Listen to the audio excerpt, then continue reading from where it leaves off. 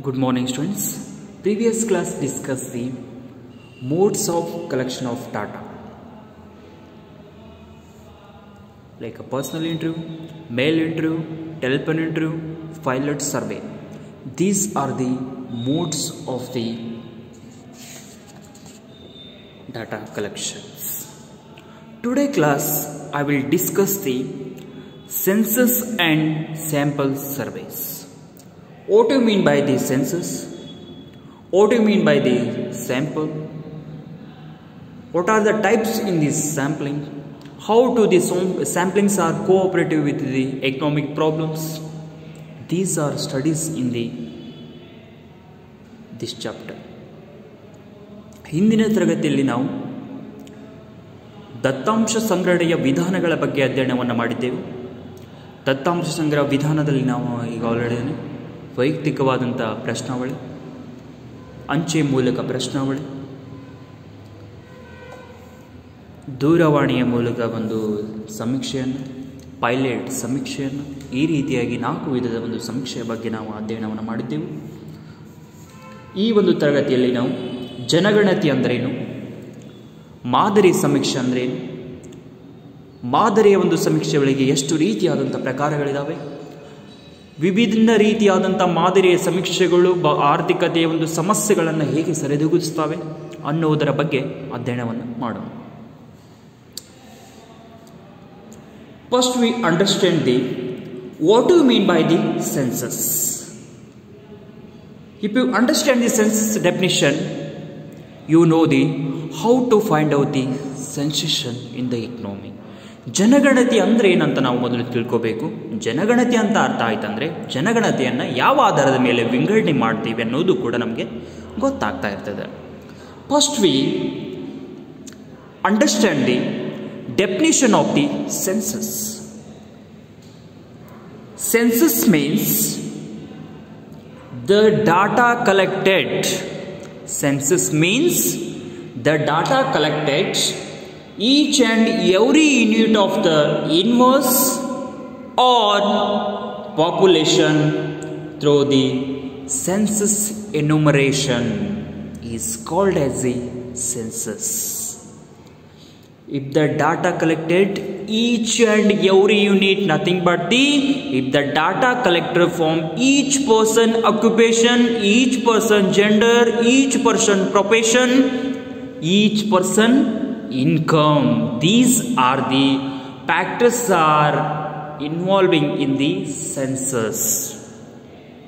And if the each and every person are unit data collected in the whole inverse or the population, if the whole world or population through the census enumeration, enumerator nothing but the who collect the data from the different, who will data collect from the various persons or the in the population. ಯಾರು ಇಲ್ಲಿ ಜನಗಣತಿಯನ್ನು ಸಂಗ್ರಹಣೆ ಮಾಡ್ತಾ ಇರ್ತಾರೆ ಅವರಿಗೆ ನಾವೇನು ಕರಿತೀವಿ, ಎನ್ಯೂಮರೇಟರ್ ಅಂತ ಕೂಡ ಇಲ್ಲಿ ಕರೀತಾ ಇದ್ದೇವೆ. ಜನಗಣತಿ ಅಂದರೆ ಏನನ್ನೋದನ್ನು ನಾವು ಮೊದಲು ನೋಡಬೇಕಾಗ್ತದೆ. ಜನಗಣತಿ ಅಂದರೆ ದೇಶದಲ್ಲಿರುವ ಅಥವಾ ಜಗತ್ತಿನಲ್ಲಿರುವಂಥ ಅಂದ್ರೆ ಪ್ರತಿಯೊಂದು ಘಟಕದ ಬಗ್ಗೆ ಅಥವಾ ಪ್ರತಿಯೊಬ್ಬ ವ್ಯಕ್ತಿಯ ಬಗ್ಗೆ ಪ್ರತಿಯೊಂದು ಅಂಶವನ್ನು ಹೊಂದಿರುವಂಥ ಸಮೀಕ್ಷೆಗೆ ನಾವು ಜನಗಣತಿ ಅಂತ ಹೇಳಿ ಕರೀತಾ ಇದ್ದೇವೆ. ಇಲ್ಲಿ ಪ್ರತಿಯೊಂದು ಅಂಶ ಅಂದರೆ ವ್ಯಕ್ತಿಯ ಹೆಸರು, ವ್ಯಕ್ತಿಯ ಉದ್ಯೋಗ, ವ್ಯಕ್ತಿಯ ಆದಾಯ, ವ್ಯಕ್ತಿಯ ಲಿಂಗ, ವ್ಯಕ್ತಿಯ ಜಾತಿ, ಇವೆಲ್ಲವೂ ಕೂಡ ಏನಾಗ್ತವೆ ಅಂದರೆ ಜನಗಣತಿಯಲ್ಲಿ ಒಳಗೊಂಡಿರುತ್ತವೆ. ಎಲ್ಲ ಪ್ರತಿಯೊಬ್ಬ ವ್ಯಕ್ತಿ ಅಥವಾ ಜನಸಂಖ್ಯೆಯ ಪ್ರತಿ ಅಂಶವನ್ನು ಹೊಂದಿರುವಂಥ ಸಮೀಕ್ಷೆಗೆ ನಾವೇನಂತ ಕರಿತೇವೆ ಅಂದರೆ ಜನಗಣತಿ ಅಂತ ಕರಿತೇವೆ. If you know the definition of the census, and next the method, if certain agencies are interested in studying the total population in India, if the certain agency is nothing but the statistical organization in India and the NSSO, National Sample Survey Organization, also conducting the population census. These are the very interested to the studying the total population in India, because if the total population of India studying, you know the what are the problems of what are the basic problems facing by India in the country as well as in the state and the districts. ಇಲ್ಲಿ ನಾವು ಜನಗಣತಿಯನ್ನ ವಿವಿಧ ರೀತಿಯಾದಂಥ ಸಂಸ್ಥೆಗಳು ಇಲ್ಲಿ ಏನ್ ಮಾಡ್ತಾವ, ಸಂಗ್ರಹಣೆ ಮಾಡ್ತಾ ಇದಾವಂದ್ರೆ ನಮ್ಮಲ್ಲಿರುವಂತ ಒಂದು ರಾಷ್ಟ್ರೀಯ ಒಂದು ಮಾದರಿಯ ಸಮೀಕ್ಷೆ ಒಂದು ಸಂಸ್ಥೆನೂ ಕೂಡ ಏನ್ ಮಾಡ್ತದೆ, ಅದನ್ನ ಸಂಗ್ರಹಣೆ ಮಾಡ್ತದೆ. ಅಷ್ಟೇ ಅಲ್ಲದೆ ಸಂಖ್ಯಾಶಾಸ್ತ್ರದ ಸಂಸ್ಥೆನೂ ಕೂಡ ಏನ್ ಮಾಡ್ತಂದ್ರೆ ಜನಗಣತಿಯನ್ನ ಇಲ್ಲಿ ಸಂಗ್ರಹಣೆ ಮಾಡ್ತದೆ. ಯಾವುದಕ್ಕಾಗಿ ಮಾಡ್ತದೆ, ಜನಗಣತಿಯನ್ನ ಯಾಕೆ ಮಾಡ್ಬೇಕಂದ್ರೆ ನಮ್ಮ ದೇಶದಲ್ಲಿರುವಂತ ಮೂಲಭೂತ ಸಮಸ್ಯೆಗಳ ಬಗ್ಗೆ ಪರಿಹಾರವನ್ನ ಕಂಡುಕೊಳ್ಳಲಿಕ್ಕೆ ನಾವು ಪ್ರತಿ ವ್ಯಕ್ತಿಯ ಒಂದು ಸಮೀಕ್ಷೆಯನ್ನ ಮಾಡಿದಾಗ ಪ್ರತಿ ವ್ಯಕ್ತಿಯಲ್ಲಿರುವಂತಹ ಒಂದು ಯಾವ ರೀತಿಯಾದಂತಹ ಸಮಸ್ಯೆಗಳನ್ನು ನಾವು ಎದುರಿಸ್ತಾ ಇದ್ದಾನೆ ಅನ್ನೋದು ಕೂಡ ಏನಾಗ್ತದೆ ಅಂದ್ರೆ ಗೊತ್ತಾಗ್ತದೆ. Why conducting the each and every person interview, because of the every person how to the facing that problem in the different views, ಯಾವ ರೀತಿಯಾಗಿ ವಿಭಿನ್ನ ರೀತಿಯಲ್ಲಿ ಆ ಸಮಸ್ಯೆಯನ್ನ ಅವನು ಎದುರಿಸ್ತಾ ಇದ್ದಾನೆ ಅನ್ನೋದು ಕೂಡ ಏನಾಗ್ತದೆ ಗೊತ್ತಾಗ್ತದೆ. ಅದು ಗೊತ್ತಾಗೋದ್ರಿಂದ ಏನಾಗ್ತದೆ ಅಂದ್ರೆ ನಾವು ಸರಳವಾಗಿ ಆ ಸಮಸ್ಯೆಯನ್ನು ನಿವಾರಣೆ ಆಗ್ತದೆ. If a person facing the same problem in the different way, that time economists are decided how to solve that problem from that person. ಆ ವ್ಯಕ್ತಿಯಿಂದ ಆ ಸಮಸ್ಯೆಯನ್ನ ಹೇಗೆ ಪರಿಹರಿಸಬಹುದು, ಯಾವಾಗ ಪರಿಹರಿಸೋದು ಅನ್ನೋ ಬಗ್ಗೆ ಏನಾಗ್ತದೆ ಗೊತ್ತಾಗ್ತದೆ. That's why if the whole population studying in the some agencies are the like the NSSO, National Sample Survey Organization, and the Statistical Organization and the other institutions are the collective studying the data because of the easily solving basic problems of our country, as well as the how to improve the plans and the policies are framing for the according to the various problems. ಆ ಸಮಸ್ಯೆಗಳಿಗೆ ಅನುಗುಣವಾಗಿ ಯಾವ ರೀತಿಯಾಗಿ ನೀತಿ ನಿಯಮಗಳನ್ನು ನಾವು ರೂಪಿಸಬೇಕನ್ನೋದಕ್ಕೂ ಕೂಡ ಏನಾಗ್ತದೆ ಅಂದ್ರೆ ಆ ಒಂದು ಜನಸಂಖ್ಯೆ ಅನ್ನೋದು ಏನಾಗ್ತದೆ ಅಂದ್ರೆ ಎಲ್ಲ ಗೊತ್ತಾಗ್ತದೆ. ಅದಕ್ಕಾಗಿ ಏನಂದ್ರೆ ಪ್ರತಿಯೊಬ್ಬ ವ್ಯಕ್ತಿಯ ಒಂದು ಪ್ರತಿಯೊಂದು ಘಟಕದ ಪ್ರತಿ ಅಂಶದ ಬಗ್ಗೆ ನೋಡೋದ್ರಿಂದ ಸಮೀಕ್ಷೆ ಆಗ್ತದೆ. If suppose for example, if a person not able to get food from the caste, ಜಾತಿಯ ಒಂದು ಜಾತಿ ಏನೋ ಬೇರೆ ಇದೆ ಅಂತ ಹೇಳಿ ಏನ್ ಮಾಡ್ತಾನೆ ಅವನಿಗೆ ಆಹಾರವನ್ನೇ ಕೊಡ್ತಿರೋದಿಲ್ಲ. Suppose in the lot of the peoples are the suffering from the caste, ಇಲ್ಲಿ ಜಾತಿಯ ಆಧಾರದ ಮೇಲೆ ಏನಂತ ಎಷ್ಟೋ ಜನರು ಇಂದಿಗೂ ಕೂಡ ಕಷ್ಟವನ್ನು ಅನುಭವಿಸ್ತಾ ಇದೆ. Lot of the peoples are facing the various problems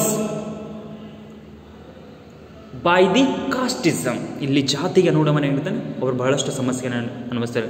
and also the if the peoples are facing the problems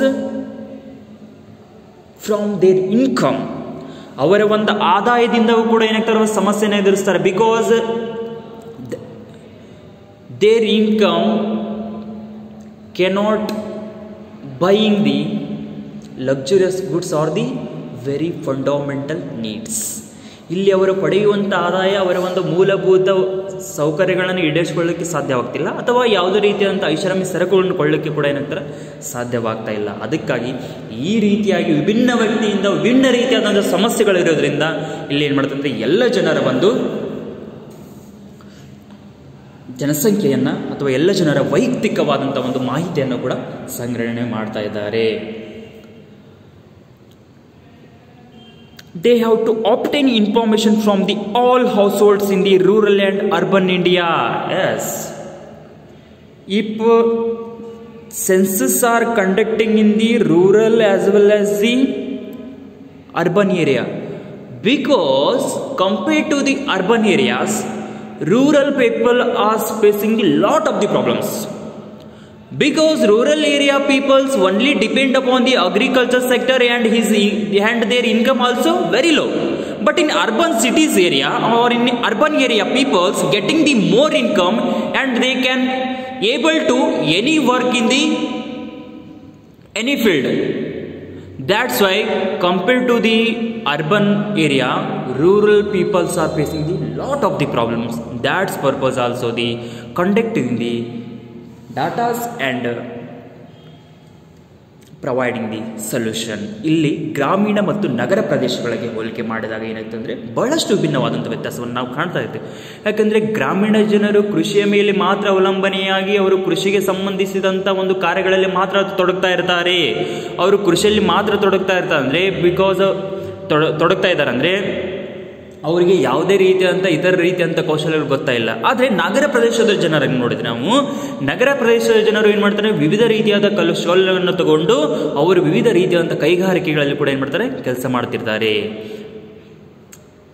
in India rural census are different and the urban census also different because rural peoples are facing the lot of the problems, like they are facing the water problems, they are facing the electricity problem, they are facing the transport problem.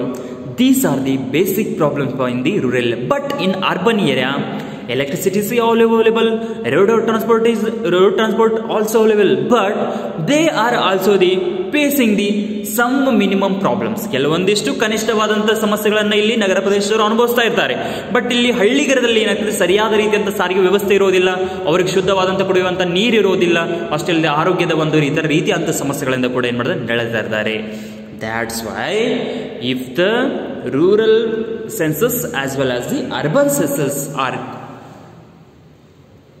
datas are the very different and the very differently framing the policies for the rural as well as the urban areas.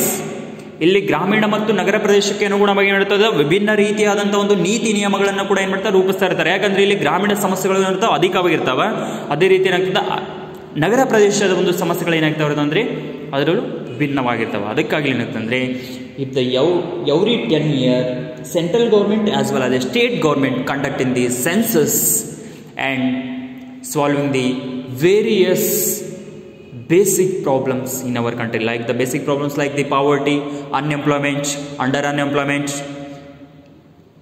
These are the basic problems of our country economy. ನಮ್ಮ ದೇಶದ ಒಂದು ಆರ್ಥಿಕತೆಯಲ್ಲಿ ಏನಂದ್ರೆ ಬಡತನ ಅನ್ನೋದಿದೆ, ನಿರುದ್ಯೋಗದ ನಿರುದ್ಯೋಗಗಳು ಕೂಡ ಅದಾವೆ. ಈ ರೀತಿಯಾದ ಸಮಸ್ಯೆಗಳನ್ನು ಕೂಡ ಏನಂತ ಅಂದರೆ ಸಮಸ್ಯೆಯನ್ನು ಬಗೆಹರಿಸಲಿಕ್ಕೆ ಕೂಡ ಆಗ್ತದೆ ಬಹಳಷ್ಟು ಸಹಕಾರಿ ಆಗ್ತಾ ಇರ್ತದೆ.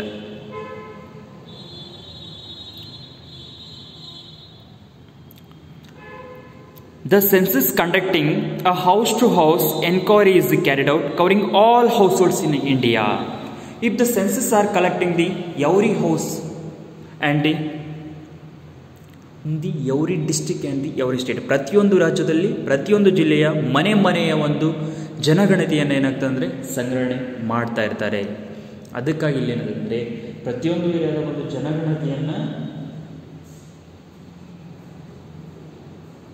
ಮಾಡೋದ್ರಿಂದ ಆ ಒಂದು ಜನರ ಒಂದು ಆರ್ಥಿಕ ಸ್ಥಿತಿಗೆ if conducting data is also decide the economic condition and social condition of the peoples. ಇಲ್ಲಿ ಒಂದು ನಾವು ಜನಗಣತಿಯನ್ನು ಅಳತೆ ಮಾಡ್ತಾ ಇದ್ರೆ ಅವರ ಒಂದು ಆರ್ಥಿಕ ಸ್ಥಿತಿಗತಿಯನ್ನು ನಾವು ಇಲ್ಲಿ ಕಂಡುಹಿಡಿಯಬಹುದು. ಅಷ್ಟರಲ್ಲಿ ಸಾಮಾಜಿಕ ಸ್ಥಿತಿಗತಿಯನ್ನು ಕೂಡ ನಾವೇನು ಮಾಡೋದು ಅಂದರೆ ಇಲ್ಲಿ ನಿರ್ಧಾರವನ್ನು ಮಾಡ್ಬೋದು. ಅದಕ್ಕಾಗಿ ಇಲ್ಲಿ ಏನದಂದರೆ ನಾವು ಪ್ರತಿ ವರ್ಷವೂ ಕೂಡ ಏನು ಮಾಡ್ತೀವಿ, ಜನಗಣನೆಯನ್ನು ನೋಡ್ತೇವೆ. And also census decides the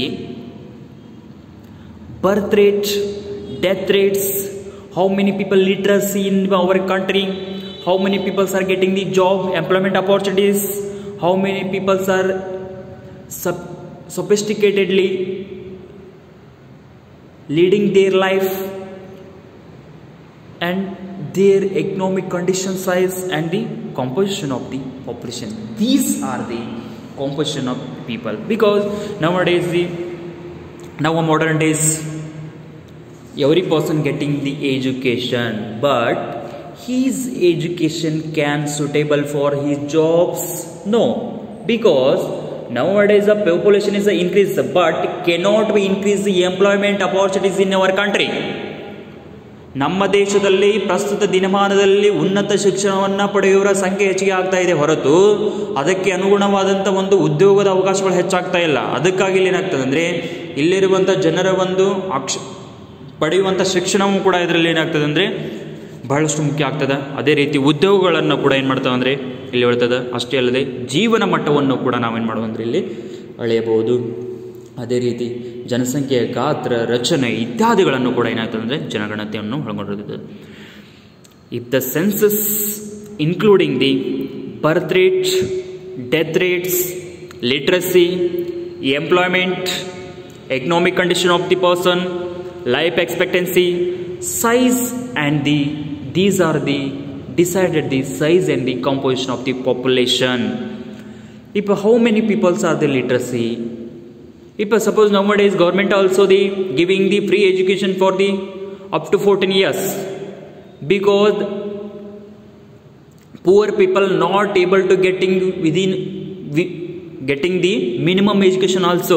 ಇಲ್ಲಿ ಏನಾಗ್ತದೆ ಅಂದರೆ ಬಡ ಜನರು ಏನು ಮಾಡ್ತಾರೆ ಅಂದರೆ ಕನಿಷ್ಠ ಶಿಕ್ಷಣವನ್ನು ಕೊಡಲಿಕ್ಕೆ ಕೂಡ ಏನು ತಗೊಳ್ಳೋಕ್ಕೆ ಕೂಡ ಸಾಧ್ಯವಾಗ್ತಿಲ್ಲ. ಅದಕ್ಕಾಗಿ ಸರ್ಕಾರವು ಕೂಡ ಏನು ಮಾಡ್ತದೆ ಅಂದರೆ 14 ವರ್ಷದ ಎಲ್ಲ ಮಕ್ಕಳಿಗೆ ಏನು ಮಾಡ್ತದೆ ಅಂದರೆ ಉಚಿತ ಶಿಕ್ಷಣವನ್ನು ಕೊಡ್ತಾ ಇದೆ. When government decided the free education, when they collected the ಡಾಟಾಸ್ from the every house, that time is the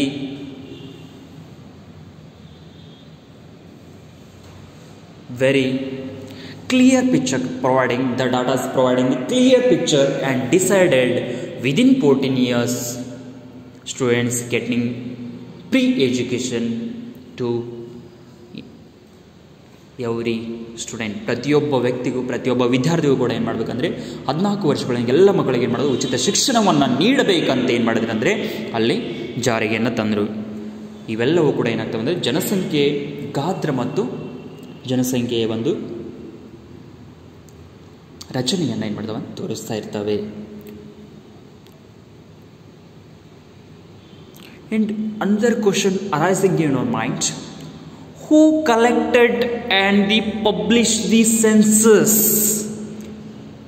If already I will discuss who collecting the data in our country, National Sample Survey Organization and the statistical organisation, ಸಂಖ್ಯಾಶಾಸ್ತ್ರದ ಒಂದು ಸಂಸ್ಥೆಗಳಿಗೆ collect ಮಾಡ್ತಾವೆ. ಅಷ್ಟೇ ಅಲ್ಲದೆ ರಾಷ್ಟ್ರೀಯ ಒಂದು ಮಾದರಿ ಸಂಖ್ಯೆ ಸಂಸ್ಥೆಗಳು ಏನು ಮಾಡ್ತಾವೆ ಅಂದರೆ ಗಣತಿಯನ್ನು ಏನು ಮಾಡ್ತಾವೆ ಅಂದರೆ ಅಳತೆಯನ್ನು ಮಾಡ್ತಾವೆ. ಅದೇ ರೀತಿ who will publish and the collected the ಡಾಟಾಸ್, that is also the important. Who will publish the ಡಾಟಾಸ್ in the various websites, ವಿವಿಧ ರೀತಿಯಾದಂಥ ಅಂತರ್ಜಾಲ ಮುಖಾಂತರ ಆಗಿದ್ದು ಯಾವುದೇ ಒಂದು ಇತರ ಮಾಧ್ಯಮದ ಮುಖಾಂತರ ನಮಗೆ ಯಾರು ಇದನ್ನು ಏನು ಮಾಡ್ತಾರೆ ಅಂದರೆ ಪ್ರಕಟಣೆ ಮಾಡ್ತಾರೆ ಅಂದರೆ registered general of India are collected and publish the census of our country. ನಮ್ಮ ದೇಶದಲ್ಲಿ ಜನಸಂಖ್ಯೆಯ ಒಂದು ಗಾತ್ರ ಮತ್ತು ರಚನೆ ಇತ್ಯಾದಿಗಳನ್ನು ಭಾರತದ ರಿಜಿಸ್ಟರ್ಡ್ ಜನರಲ್ ಅವರು ಏನು ಮಾಡ್ತಾರೆ ಅಂದರೆ ಸಂಗ್ರಹಿಸಿ ಪ್ರಕಟಿಸ್ತಾ ಇದ್ದಾರೆ. I think it is asking for the question for exams. Who will collect and register the census? If the Registrar General of India are collected and publish the data. The last census of India was held in the 2011. Yes, in the year 2011 it is the collecting the data from the each and every individual unit. ಪ್ರತಿಯೊಬ್ಬರಿಂದ ಪ್ರತಿ ಘಟಕಗಳಿಂದ ಏನು ಮಾಡ್ತಾರೆ ಅಂದರೆ ಕಳೆದ 2011ರಲ್ಲಿ ಏನು ಮಾಡ್ತಾರೆ ಅಂದರೆ ಜನಗಣತಿ ನಡೆಸಿದರು. ಇನ್ next year 2020 collecting the data and conducting the census our country, because every 10 years conducting the census survey. ನಮ್ಮ ದೇಶದಲ್ಲಿ ಏನು ಮಾಡ್ತಾರೆ ಪ್ರತಿ 10 ವರ್ಷಗಳಿಗೊಮ್ಮೆ ಜನಗಣತಿಯ ಸಮೀಕ್ಷೆಯನ್ನು ಮಾಡ್ತಾ ಇರ್ತಾರೆ. ಈಗ ಮುಂದಿನ ವರ್ಷದ ಒಂದು ಜನಗಣತಿ ಸಮೀಕ್ಷೆಯನ್ನು 2021ರಲ್ಲಿ ಏನು ಮಾಡ್ತಾರೆ ಅಂದರೆ ಮಾಡ್ತಾ ಇದ್ದಾರೆ.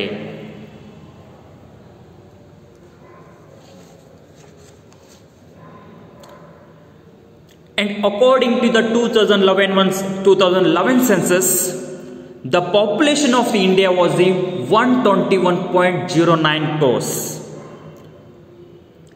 According to the 2011 census, our country population 121.09 crores. But present our population is 135 above crores. 2011 ಪ್ರಕಾರ ಏನಂತಂದರೆ ನಮ್ಮ ಒಂದು ದೇಶ ಜನಸಂಖ್ಯೆ 121.09 ಕೋಟಿ ಅಷ್ಟಿತ್ತು. ಬಟ್ ಪ್ರಸ್ತುತವಾದಂಥ ಜನಸಂಖ್ಯೆ ನಮ್ಮದು 135 ಕೋಟಿಗಿಂತ ಹೆಚ್ಚಿಗೆ ಆಗಿದೆ. But in the 2001, our country population was 102.87. In the year 2001, our country population is only 102.87 crores, but in the 2011 it is increases. 2011 increases 121 crores,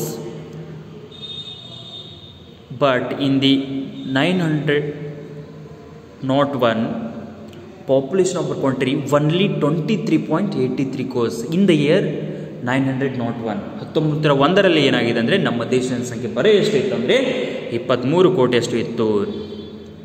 but since in a period of 120 years the population of countries has increased more than the 97 crores. ನಮ್ಮ ದೇಶದ ಜನಸಂಖ್ಯೆ ಏನಾಗಿದೆ ಅಂದರೆ 110 ವರ್ಷಗಳ ನಂತರ ಏನಾಗ್ತದೆ ಅಂದರೆ ಬಹಳಷ್ಟು ರೀತಿಯಲ್ಲಿ ಏನಾಗ್ತದೆ ಅಂದರೆ ಹೆಚ್ಚಾಗ್ತಾ ಇದೆ.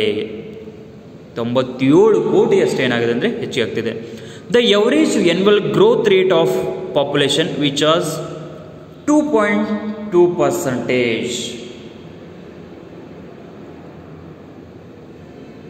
If the growth rate, if the average annual growth rate nothing but the, if the growth rate conducted by the annually, if the growth rate conducted by the annually, our country annual growth rate only 2.2% of per decade. In the year 1971 and the 1981, our average annual growth rate only 2.2%. But in the 1971 and the 81, our annual growth rate is the decreases because of the various economic factors as well as the our country economic situation also causes for the decrease in the average annual growth rate and also the hospital facilities. ಇಲ್ಲಿ ನಮ್ಮದು ಏನಾಗ್ತಾ ಇದೆ ಅಂದರೆ ಜನಸಂಖ್ಯೆಯ ಸರಾಸರಿ ವಾರ್ಷಿಕ ಬೆಳವಣಿಗೆ ದರ ಏನಾಗ್ತದೆ ಅಂದರೆ ಇಳಿಕೆ ಆಗಿದೆ ಅಂತಂದರೆ ಅಲ್ಲಿ ಏನಾಗ್ತದೆ ಸರಿಯಾದ ರೀತಿಯಂಥ ಆರೋಗ್ಯ ಸೇವೆಗಳನ್ನು ಒದಗಿಸೋದಿಲ್ಲ. ಅಷ್ಟೇ ಅಲ್ಲದೆ ವಿವಿಧ ರೀತಿಯಾದಂಥ ಒಂದು ಆರ್ಥಿಕ ಅಂಶಗಳು ಮತ್ತು ಸಾಮಾಜಿಕ ಅಂಶಗಳು ಕೂಡ ಏನಾಗ್ತವೆ ಕಾರಣವಾಗ್ತಾ ಇರ್ತವೆ. And in the year 2001 and 2011 our country economic population growth rate 1.64%, and also in the 2011 and the one our country average annual growth rate is only 1.64%. ಇಲ್ಲಿ ಏನಾಗ್ತದೆ ಅಂದರೆ 2001 ಮತ್ತು 2011 ಏನಾಗ್ತದೆ ಅಂದರೆ ನಮ್ಮ ದೇಶದ ಒಂದು ಜನಸಂಖ್ಯೆಯ ಸರಾಸರಿ ವಾರ್ಷಿಕ ಬೆಳವಣಿಗೆ ದರ ಏನಾಗ್ತದೆ ಅಂದರೆ ಕಡಿಮೆ ಆಗ್ತಾ ಇದೆ. Because of you are introducing the various technologies, and that technologies are the very easy to remove the dangerous diseases in a very short period of time. ಇಲ್ಲಿ ಹೊಸ ಹೊಸ ರೀತಿಯ ತಂತ್ರಜ್ಞಾನವನ್ನು ನಾವು ಇಲ್ಲಿ ಅಳವಡಿಸ್ಕೊಂಡಿದ್ರೆ ಅವು ಏನಾಗ್ತವೆ ಅಂದರೆ ಕಡಿಮೆ ಅವಧಿಯಲ್ಲಿ ಏನು ಮಾಡ್ತವೆ ಅಂದರೆ ನಮ್ಮ ಒಂದು ಸಮಸ್ಯೆಗಳನ್ನು ಕೂಡ ಏನು ಮಾಡ್ತವೆ ಅಂದರೆ ಬಗೆಹರಿಸಬಹುದು.